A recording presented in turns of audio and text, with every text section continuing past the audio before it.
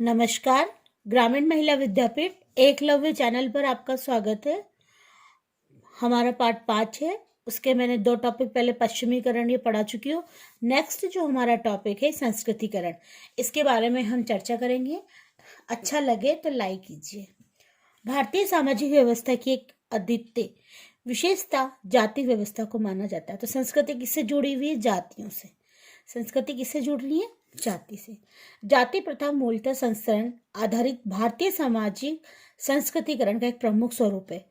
जाति ही भारतीय समाज का स्तर है, जो कि इसको अलग अलग भागों में क्या करता है? डिवाइड करता है। अर्थात यहाँ एक जाति दूसरी जाति की तुलना में उच्च या निम्न मानी जाती है, वो संस्कृतिकरण कहलाता है। तो मेन परिभाषा क्या हो गई? एक जाति दूसरी जाति की तुलना में अपने आप को क्या मानती है? उच्च या निम्न मानती है, वो संस्कृतिकरण कहलाता है। एक बार दोबारा रिपीट करती हूँ।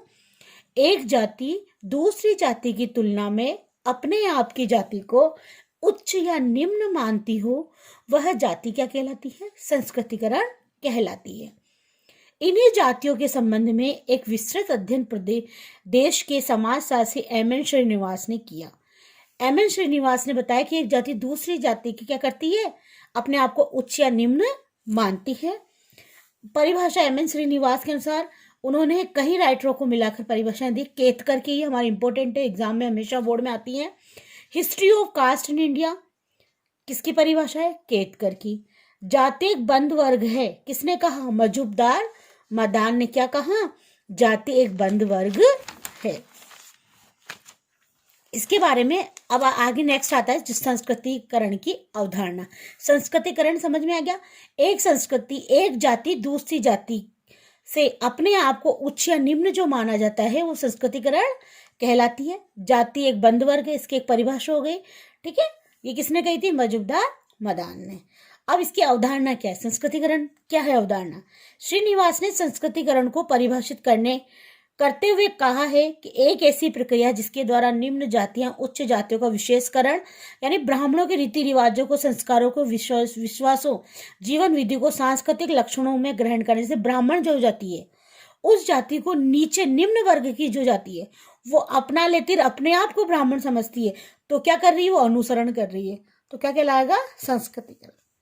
अर्थात संस्कृतिकरण की प्रक्रिया अपने आप वाली जाति 1-2 पीढ़ियों के पश्चात अपने से उच्च जाति में प्रवेश करने का दावा प्रस्तुत कर सकती है कि हम अपने आप में क्या हैं? उच्च जाति के व्यक्ति हैं। संस्कृतिकरण की विशेषताएं। संस्कृतिकरण की विशेषताएं निम्न प्रकार हैं। एक जाति दूसरी जाति से अपने आप का क्या करती है? अनुकरण करती है, सीखती हैं। वो पूजा पाठ कैसे कर रहे हैं, वो मंदिरों में अनुष्ठान कैसे करवा रहे हैं, वो कौन से रीति रिवाज अपना रहे हैं, तो ये सब चीजें वो सीखते हैं। ये दो तरफा होती है। संस्कृतिकरण कैसी होती है? 2 तरफा। निम्न वर्ग में भी होती है, उच्च वर्ग में भी होती है। संस्कृतिकरण सामूहिक होती है, अकेला व्यक्ति नहीं होता। आज अकेली कोई भी जाति कोई भी निर्णय नहीं लेती। कैसा होता है? सामूहिक निर्णय लिया जाता है। तो संस्कृतिकरण कैसा है? सामूहिक। संस्कृतिकरण की प्रक्रिया पद मूलक होती है। कैसी होती है? पद मूलक होती है। संस्कृतिकरण की प्रक्रिया लंबी अवधि की प्रक्रिया। ऐसा नहीं आज मैंने परिवर्तन कर दिया, कल मेरी आने वाली पीढ़ी उस परिवर्तन को हटा देगी, फिर तीसरी जो पीढ़ी आएगी उस परिवर्तन को हटा देगी, ऐसा नहीं है। लंबी अवधि की प्रक्रिया संस्कृतिकरण मानी गई है। संस्कृतिकरण को लौकिक और कर्मकांडीय भी माना जाता है। संस्कृतिकरण की जो प्रक्रिया है उसे लौकिक कर्मकांडीय भी मानते हैं। स्थिति ये मध्य पाए जाने वाली असमानता को दूर करना चाहती हैं। अब आता है संस्कृति को प्रोत्साहन करने वाले कारक कौन थे? एक संचार। संस्कृतिकरण किसके कारण प्रभावित हो रही है?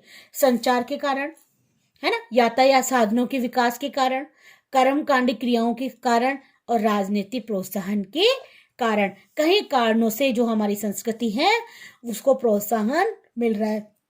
संचार सुविधाओं के कारण, यातायात साधनों के कारण संस्कृति धर्म में परिवर्तन आता जा रहा है।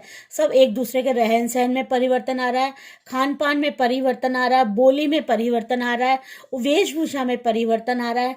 एक संस्कृति अपने आप को हमेशा उच्च संस्कृति के रूप में मानने की कोशिश करती है। वो कभी नहीं चाहती कि मेरी संस्कृति या मेरा जो जाति है वो कैसी रहे, निम्न जाति के स्तर पर मुझे रहना पढ़े। हर संस्कृति अपने आप में उच्च या सर्वोच्च मानती है, और ये कैसा होता है, सामूहिक होता है, ना कि सिंगल। जातियों में जो परिवर्तन माना गया है वो सामूहिक है, ना कि अकेला परिवर्तन होता है। तो ये हमने जो टॉपिक था ये पढ़ा था हमने संस्कृतिकरण।